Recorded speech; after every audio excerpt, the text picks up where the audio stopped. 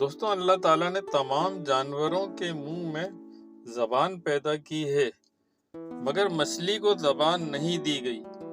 اس کی وجہ یہ ہے کہ جب حکم خداوندی عز و جل سے فرشتوں نے آدم علیہ السلام کو سجدہ کیا اور ابلیس رجیم مردود ہو کر مسخ شدہ بری صورت میں زمین پر پھینک دیا گیا، تو وہ سمندروں کی طرف گیا تو اسے سب سے پہلے مچھلی نظر آئی، جسے اس نے آدم علیہ السلام کی تخلیق کا قصہ سنایا اور یہ بھی بتلایا کہ وہ بحروں کے جانوروں کا شکار کرے گا۔